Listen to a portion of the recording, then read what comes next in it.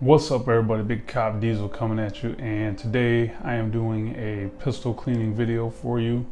I'm going to be using my Glock 40 caliber, Glock model 22 40 cal pistol for demonstration purposes. And it is clear and safe, in case anybody was wondering.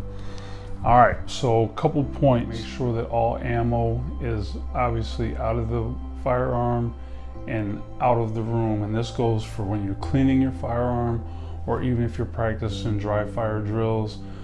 It's just the best way to make sure that there's no accidental discharge, which is the last thing that we want to happen. So what I did is I took all the rounds out of my magazines, and I didn't have to take all the rounds out of all the magazines. I could have just taken the magazines, put them in another room, taken the round out of the chamber, because I always carry with a round in the chamber, and put that in another room. But the purpose in this is these rounds have been sitting in these magazines for a little while because this is my carry ammo. So I wanted to give my springs a break. So you should do that every 6-7 months. Just take all the rounds out, let the springs get a little bit of a break, and then put the rounds back in. And then you will, in the course of doing that, also is rotate your ammo around, because when you keep racking that top round in, racking it out, you can get what's known as pushback, where the bullet actually slides into the casing some more, actually shortens the bullet. Okay, so obviously, again, this is just a general overview on how to clean a pistol. If you have a different pistol, different model, the takedown is going to be a little bit different. There's different ways for different pistols, so just make sure you consult your owner's manual on the way to properly take your weapon apart, break it down as we call it, or take it down and put it back together. So I've been using Glocks for a better part of 20 years. Ever since I got out of the military and went into corrections and security. Most agencies are carrying Glocks nowadays. I guess I shouldn't say most, but there's a lot of agencies that are carrying Glocks. So when it came time for me to purchase handguns, one of the handguns that I own is this Glock, and I use this for my job as a contract security. Let's get started. So I've already showed you that it's clear and safe. So now what I'm going to do is I'm going to take it apart. I'm not going to go into a bunch of detail on that because this is not a Glock class. This is just a cleaning class. Separate the slide from the frame. In your slide there's going to be a recoil spring that comes out and then barrels out. This is what's known as field stripping. Anything beyond this, you would have to, you don't have to, but you should have gone through an armorer's class to take the trigger and all that apart. And even though it's pretty simple, again, it's just not something I recommend unless you've been to an armorer's class. But this is as far as the frame is going to be broken down. The Glock has a polymer frame. There are several other firearms out there that have the same kind of a frame, but your frame is going to hold your trigger housing group, and it's also going to hold the takedown levers, also the slide lock, slide release, and then the internal parts. So that's what's left here. You have your barrel, which is just a steel barrel. You have your spring, then you have the slide, and the slide is what has your front and rear sights, your ejection port, the opening for the barrel. This is also where the end of the recoil spring goes. And this also has your striker, or your firing pin is housed in here. So this is what actually makes the round go down range. So once you've got it taken apart, what you want to do is you want to start to scrub off any of the carbon that's left from firing ammunition through it. So you take your toothbrush, any old toothbrush can work. This is one made specifically for firearms, but you can just take an old toothbrush, and you want to make sure that you scrub down all the surfaces, especially the focusing on the internal surfaces of the slide, making sure you get all the carbon. Outer surfaces of the barrel, especially where there's some hard edges, some right angles. And then also with the spring, I just kind of go with in the direction that the coil goes.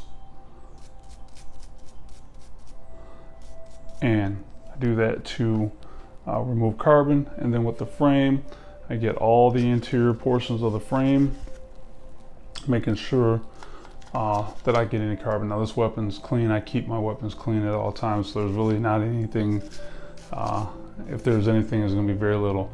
But I make sure I hit the rails, the internal components, and I also get into the magazine well.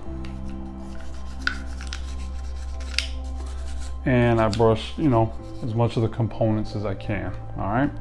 So once I've done that, I take a rag,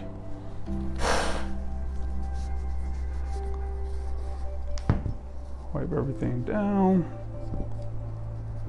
get off as much carbon as I can. And then there's two things that you're gonna use. You're gonna use solvent, or break free as it's known, and you're gonna use oil, or CLP as we call it in the military. CLP stands for Cleaning, Lube, Protect. So you wanna spray down the areas that you have carbon buildup on. So again, that will be in the slide. And then take a toothbrush again, take your brush, really hit all those surfaces that you can. And again, the whole goal is to get all the carbon off of all the moving parts. And the reason why you want to do that is if you have excessive carbon buildup, it will cause problems, and it can cause the weapon to malfunction. So you definitely don't want that. When you pull the trigger, you want it to go bang instead of click. So that's why it's very important to keep your weapon clean. And this is one of those things where every time that I go to the range and fire my weapon, I clean it when I get home. So it's literally only dirty from the time that I walk out the door to the range to get home. So I mean, I may have fired, you know, anywhere from 50 to maybe 100 or 150 rounds through it, which isn't going to clog it up that bad. It would still perform if I needed to use it in a self-defense situation between the range and home, but I'm gonna get it clean as quick as possible after that. Now with the solvent, I don't really spray it into the polymer part of the gun. Not sure if it would harm it or not. My feeling is that even if it doesn't harm it immediately, I think over time it might cause some breakdown. That's just my feeling. I don't know if that's true or not, but I don't feel the need to spray it there.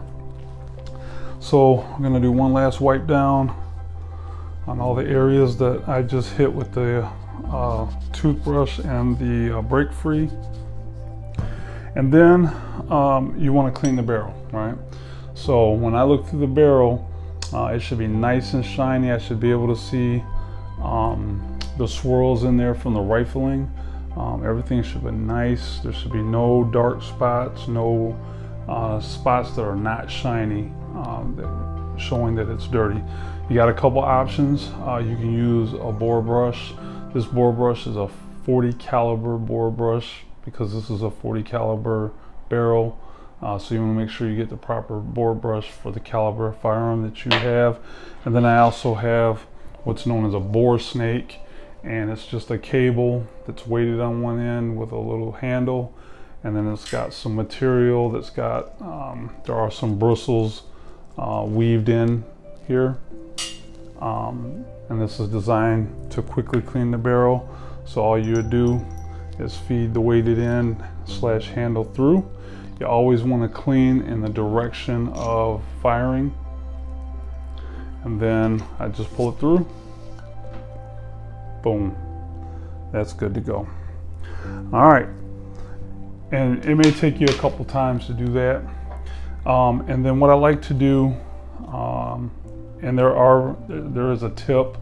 It's kind of like a fabric tip that I could exchange and run this through the barrel, but I'm just going to use a patch, and I'm going to run that through the barrel just to get any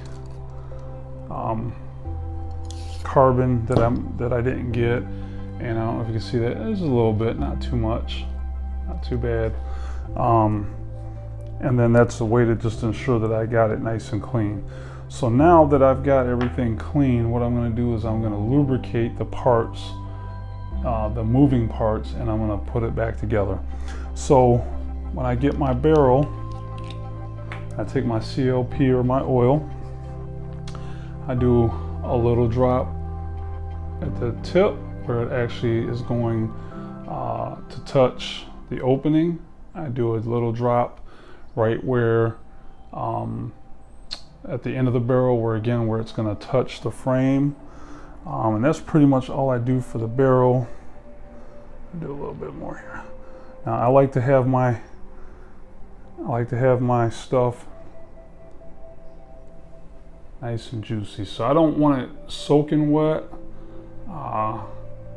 because if you put too much oil, then it's going to attract dust and dirt and all that. But I want it ready to go. I want everything to flow smoothly. So then that goes back into the slide. Then I go ahead and replace my recoil spring, and then I'm going to lubricate the metal parts where the slide touches the gun, the actual frame.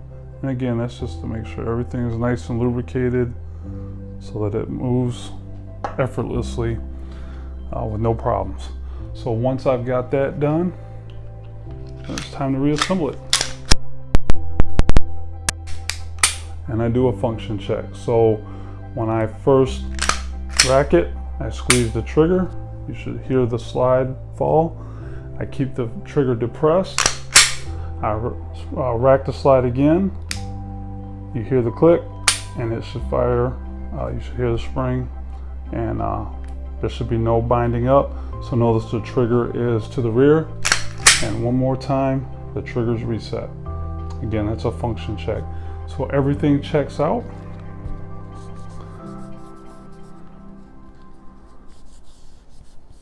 And I'm just going to give it another little bit of a wipe down here. And that pistol is clean, ready to go. You can see the glare of the light on the feeding ramp, the feed ramp where the rounds go into the barrel. That's a clean weapon. This thing is ready to be loaded back up and holstered. Again, guys, make sure that you review the owner's manual that comes with your firearm. If you buy a firearm used and it doesn't come with a owner's manual, normally you can go to the manufacturer's website and download a copy of the owner's manual directly from the site. You know, I have run across some vintage guns that the owner's manual, you know, they were never digitized to begin with because that's how old they are.